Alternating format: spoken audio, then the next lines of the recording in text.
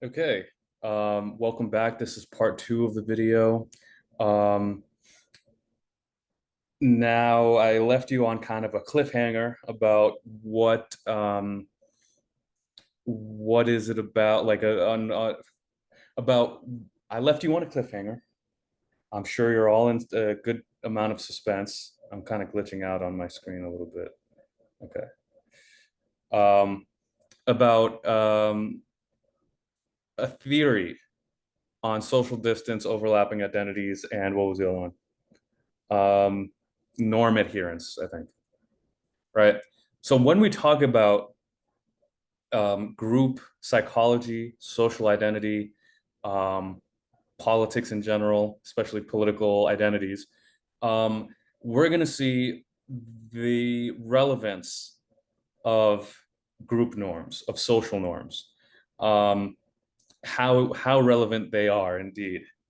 Um, Yes, they're massively important for intergroup relations, intra-group relations, relations within the group. But, for us, we're more concerned about, well, we could be concerned about both. But for the moment, we're going to be worried about intergroup relations. Um, Massively important for those. Okay. Why? Well, let's first start off by like what this is. Okay. Um, you might be aware kind of intuitively as to what a norm is, but we can actually break it down a little bit, right? So you can define norms like social norms or group norms as patterns of behavior within a certain group, right, of people, or as expectations of a certain kind of behavior. Those are both two different kinds of norms. Those are two ways in which people who study norms talk about norms. So the first, kind of just a general description, right, of how, like an observation, right, of how groups are behaving on average.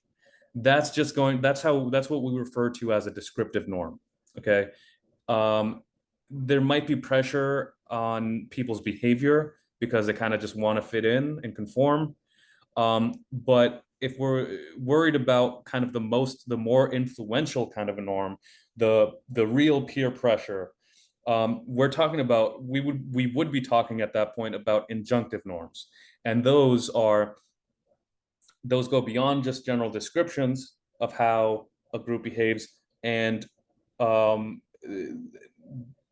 into how the group expects you to behave. And oftentimes, if when you don't meet those expectations, a lot of these injunctive norms are associated with penalties, right? Some retaliation from the group for not adhering to, conforming with the norms that are prescribed by the group. So these norms, whether descriptive or injunctive, can emerge from signals of group behavior, meaning like, again, these observations that you might see. Another kind of signal is, I should step back. By observation, I mean you might just sit around with a group of friends and kind of see what they're doing, or you could look online and see polling data for how um, people other people who belong to your group identity, like what their average position on a specific political issue is, what their average opinion is. That's another signal of a group norm that's transmitted towards you, and you're the receiver. um, Another signal is somebody just straight up telling you, right? And we'll get to that one in a little bit. Um, Another kind of um, source of group norms, especially this one's more important for injunctive norms, is perceptions of retaliation. So if you believe that you will be retaliated against if you don't align with the group and adhere to the group norms, that perception is going to shape kind of what you believe the group expects you to do, right? Um, and another source of group norms is leadership. Leaders can not just tell you what to do, which is another kind of signal of group behavior, but they could also model the best kind of behavior for someone of that group to actually emulate uh, or imitate. And that is, it kind of encapsulates all of these things. A leader can promise retaliation, promise punishment if you don't adhere. And of course, I'm talking about a leader, usually a leader of the given group that you're talking about. Usually, you can't just expect a leader from some other group to come around and telling you how to behave. Usually, it's a leader from your own group, the in group. So, um, so you might be thinking, okay, yeah, I'm a member of groups or whatever, but I don't always just fall in line and do exactly what the rest of the group does. So the question is, like, when do people generally decide to follow group norms, adhere to group norms? So of course, some people, well, I guess this isn't really, of course, isn't super obvious. Some people argue that when you're a member of a group, even if it's not even if you don't really identify with that group, if you kind of reject the group identification, um, it's a little shaky. But even still, some people argue that belonging to a group, objectively, if society thinks you belong to it, right, you're gonna experience some pressure to adhere to the norms of that group. Okay, a good example of this is Gordon Allport. He's kind of like a legendary social scientist who wrote a really famous book on prejudice. And in that book, he talked about stereotypes and group norms. Also, like his opinions on this, his perspectives influenced further thinking on it. The book is from like the 50s or whatever. So it's not perfect, right? Like, you might think, if you don't think that you're part of a group, you have even less of a reason to adhere to its norms, and that's probably a valid critique of what he's saying. But he didn't really get that in depth about it, I guess. So he does, the sophistication he does talk about, though, is that people do indeed have different levels of willingness to adhere. You might be a member of a group, like, even if you kind of don't accept it or not, you just have a lower level of willingness to actually adhere. That's just kind of something that depends on the individual, right? Some people are just different. Um, we'll talk about that in a little bit. There's also a range of tolerable behavior within the group, right? Some groups are less rigid in terms of what they expect you to do, what the norms actually are. So, like, sometimes the norms aren't like you need to specifically wear a red button-up shirt that's tucked in, and gray, or I should say, like, tan pants, and go work at Target, right? Target actually has that pretty strict. If you've ever been shopping at Target, I'm sure most of you have, the dress code is pretty strict. You have to wear a red polo or whatever, red shirt, tan pants or khakis or whatever. And but even within that kind of norm, there's another range we're talking about. You could either wear a t-shirt or a polo or something, or you could wear khakis, slacks, jeans that are tan. Those are all kind of acceptable. The range is more narrow than a group of friends that kind of like doesn't expect other friends to in that group to wear anything, like to wear the exact same outfit. So that would, being in a group of friends that's more chill on what you wear is, I'm glitching out again. I need to probably close tabs on my thing. Anyways, the that would be that group of friends is lower on the spectrum of like having strict, rigid expectations, norms on what to wear and maybe how to behave. Target's going to be like, I wouldn't say closer to the middle, but it's definitely like, not all the way at the extreme. Closer to the extreme when it comes to like how to dress is going to be like a sports team. Everybody's wearing the exact same jersey or whatever. And then further, you get the military, like that might be one of the most extreme versions of like norm adherence. You have to like cut your hair, buzz cut. You dress in the military uniform. The whole purpose is kind of like to reduce the individual and emphasize the group. So right, so like when we're talking about group norms, what the nature of the group norms, and why the extent to which people actually adhere to them, it gets complicated, right? Because some people just don't feel like adhering to the group norms, especially if they have a chance to just not. When it comes to like the range of acceptable behavior, if society or the group is not going to punish you for it, then if you're not inclined to conform, then you might as well just be like, screw this, I'm going to do whatever I want. Okay, so those two things, as you can see, work together. Now, here's another kind of way of thinking about just kind of visualizing a range of acceptable group behavior. You might have in the middle, this is like a normal distribution, it's a little pun that might not really, tickle the funny bone of anybody except me. I actually don't even find it funny. I don't know why I did that. But it is a pretty good visual as to what's happening, because in this normal distribution, as all normal distributions go, most of the data falls within one standard deviation of the mean. So that means that everything, most of the acceptable behavior is with like, you don't really exceed you don't get more extreme than this central tendency, right? That just describes, okay, if you're at Target, you're probably going to wear an example, you're probably going to wear a red shirt, maybe a polo and slacks or whatever. But if you fall on either end of the extreme, like if you are excessive on this end, you might have like a Target t-shirt on and Target pants, the right color and everything. You're the biggest Target employee, you're the best Target employee of all time. But that is kind of outside of the bounds of acceptable behavior. Nobody wants their coworkers to really be that excited about their work, I guess. And on the other side, you have kind of like deficiency in adhering to group norms. So like you might show up to work at Target with like a shirt that's kind of like vaguely red. It might be kind of more purple than red. And your slacks are looking too like white or something, not tan enough. I don't know. That would be deficiency. Like you're not doing enough to adhere to the norms. Okay.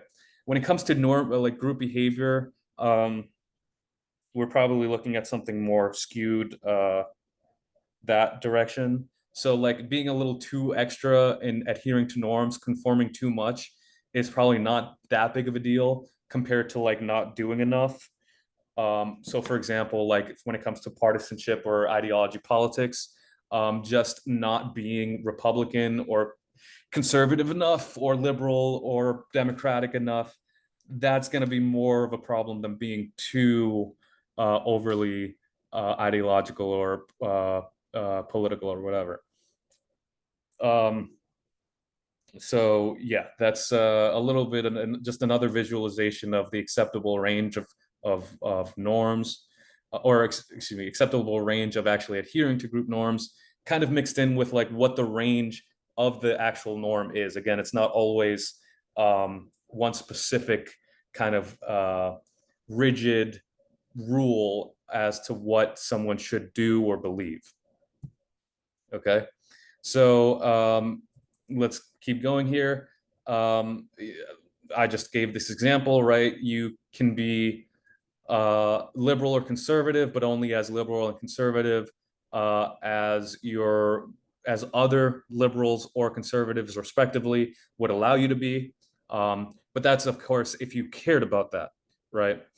And like if you weren't aware, these are social, like I'm sure I've referenced this already.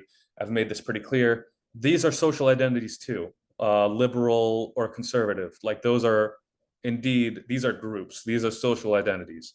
Again, we'll talk a little bit more about that in a bit. And so this is part of the reason, right? This range of tolerable group behavior is part of the reason why you see a lot of people who are totally opposed to extremism of any form, even if it's not like being a radical person who's going out there and kind of like doing just dangerous stuff, but also just believing stuff that is a little bit too beyond the pale for what the group deems to be acceptable beliefs or behaviors. Um, and that's, people both within the party or within the ideological group, kind of making that distinction, like saying, I can't, um, I don't, I want to make sure that people who are of the same ideology as me don't themselves, they might be the same ideology, but I don't want them going out and making my group look bad. So I'm going to make sure that I'm very clear that I don't support extremism of any kind, right? And if we kind of zoom out a little bit, um, American identity, as I talked about, nationality is very much an identity in most cases. Um, Americans view other Americans as part of their group at some level, and they're advocating for people in general, oftentimes not to be radical, not to be extremist, regardless of in which direction, whether they're too extreme, liberal or conservative. Um, and I have the picture of this punk song by the Dead Kennedys. It's just to kind of emphasize that people really don't like extremism. People really don't like Nazis either for good reason, which is not. I mean, Nazis are obviously extreme, but there's another reason for not liking Nazis, of course. But one of them is just straight; they're too extreme. Um, so I have a clip of, let's see if I can actually play it, of Joe Biden and Donald Trump in one of their 2020 debates. Um, I don't know if this is going to play. Oh, it only plays if you know what? I'm going to post this video. I think it's only going to play if I, use the PowerPoint app to actually do these PowerPoint slides or record them. So I'll post it. But to summarize, it's Trump calling out Joe Biden for being beholden to like the more extreme elements of the Democratic Party. Um, and in many people's minds, that is like Bernie Sanders, the Bernie Sanders quote unquote wing of the Democratic Party. Remember, this is 2020 when Bernie Sanders was leading in the Democratic primaries for a good while. So everybody was kind of freaking out, especially more moderate Democrats, about what that would mean. And everybody kind of got the picture that this is a popular candidate. So there are real left-leaning elements of the Democratic Party. So Trump is criticizing Joe Biden, saying you're definitely going to do exactly what they want, and Joe Biden responds that he is the Democratic Party because he had at this point already won the nomination. So he doesn't. Essentially, what his point is like, no.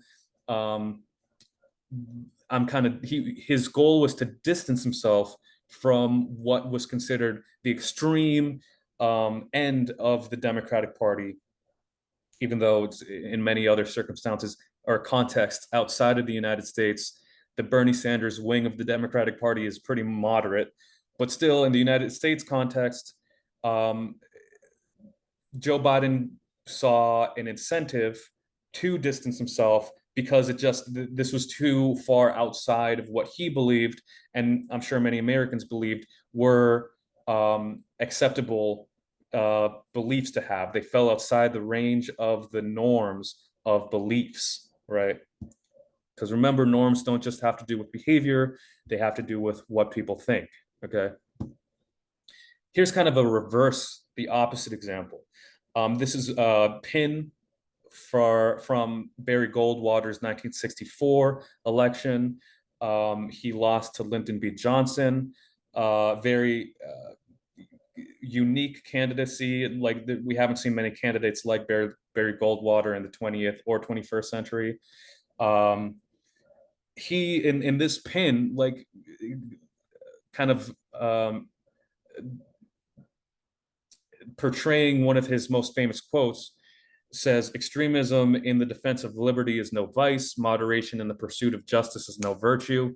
So the complexity when it comes to group norms is sometimes when you as an individual either don't care about the norms and think extremism is okay, or if your group kind of knowingly is extreme, it's kind of aware of the fact that it's kind of on the extreme end of things, that becomes itself a norm. Okay. That is the range of tolerable beliefs and behaviors right there. It is to be extreme relative to the rest of the country, right? Extremism is always relative. So again, it's not always the case that extremism, as we would kind of use the word, lies outside of this range of tolerable behavior. Sometimes it is the norm. Okay. And here's another example. Here's people, this is a picture from January 6th. This is obviously a group of people who probably have some level of entitativity. They think they're part of a group. They obviously think that what they're doing is okay because they're doing it. Now, a little bit of nuance. Some people probably in that crowd, especially the ones who weren't ramming into the building, might not have thought that this was okay. Let's to be fair, I guess, but there was a good deal, like hundreds of people that thought, maybe thousands of people that were there that day thinking, no, this is totally fine. We need to like storm the Capitol right now, right? So we're there, right? In this instance, right? We see a group of people, again, not just a random collection of individuals, but people united. They're all Trump supporters, whatever. They probably, again, think that they're part of a group, and there is a range of acceptable behavior, right? Some people, it's okay if you don't storm the Capitol, um, according to kind of the group norm there, but it's also acceptable if you do, right? Because if it wasn't, then we wouldn't have seen so many people do it. All right. So the question is then, what influences whether people care about the group norms? Okay. So why do some people just decide to transgress the group norms? Well, again, we're going to be to answer that question, we have to talk about idiosyncratic reasons, right? Which just mean that this is kind of um, uh, like a random reason why this person doesn't care about group norms. Maybe just for that day, they weren't feeling it, whatever. They were not in a good mood. They felt more individualized, um, less de-individuated. Contrast that with more systematic different reasons for not caring about group norms, which is like individual differences. If you remember, those are traits that people have that are usually used to explain trends in behavior.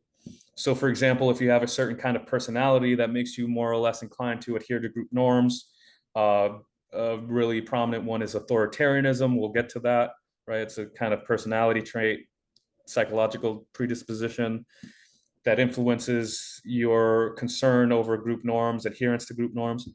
Yeah, those are things that will systematically make a group of people trend towards a certain direction. We can actually point to it and say, hey, we know this exists in a good deal of people.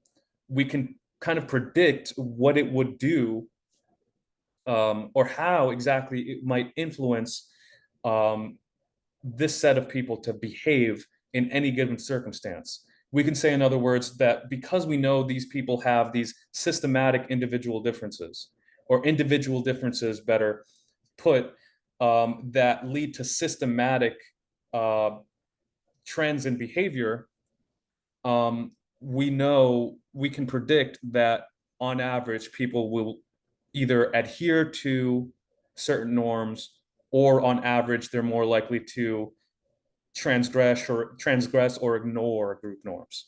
All of those have to do with these individual differences, again, that we can point to. Less of the random, like unpredictable stuff that just randomly happens idiosyncratically to people on when they're having a bad day or whatever. In addition to that, right, we'll also consider the role of levels of identification. As always, there are levels to this thing. There's a spectrum involved with this. So sometimes you might be more strongly identified with a group, meaning that you're going to probably be more inclined to adhere to those group norms. All right, let's keep going. Like I said, we're going to talk about overlapping identities. So some groups, usually the ones that are more broad, like a national identity, they're more socially distant than others, um, from the perspective of the actual individuals within them. Um, and so when a group is more broad, that means oftentimes that people don't aren't nearby to like enforce group norms. They're not nearby to signal group norms, so you might not be aware fully of what the actual group norm is. You might not have like an emotional connection with people of this group. So because of that, you might be less likely to adhere to the norms of that group.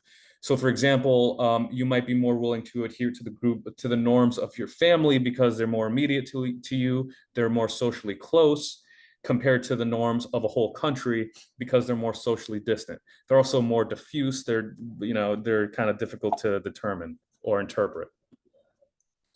Um, the broadest groups can sometimes be the most important to people, though, right? So some people might not care about their families at all, and instead care about their national identities much more. Like they're really proud of being, or they're really patriotic. They're really proud of being American or whatever nationality they belong to. Like that supersedes all identities to them. So this means that um, I think I worded this one wrong. This is I should say the opposite, right? Um, if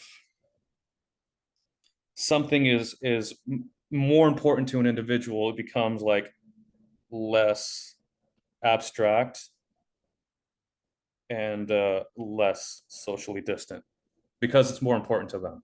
Okay.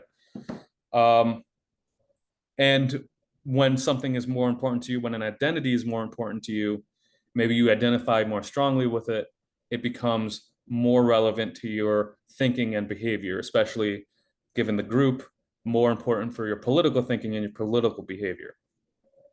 All right. So sometimes groups aren't necessarily important or have the same level of importance at all times. Okay. Um, Sometimes that's the importance that we ascribe to groups is transient and changes over time. So the concept identity salience captures which identity matters at a given moment. So when an identity is made salient, it usually means that something or someone makes our identity salient. All right, it activates our identity and it makes that identity. Uh, it puts that identity at the top of our minds. Um, so, for example, if you speak really frankly about social issues or politics in general, that's going to prime people really to um, think about their group identity, their political group identity, or their social group identity um, above more personal group identities like their family or something, because that's really what we're talking about. That's what our mind is. That's what our minds are focused on. So then the identity that is salient at that moment is going to be your political group, right? Your Democratic Party group or your Republican Party group. Those are made salient because they're activated by the context, because somebody's talking about it or whatever. You're listening to um, a podcast that talks about politics or music that's patriotic or whatever. Like all of these things, your external environment can activate your identities. So why does that matter?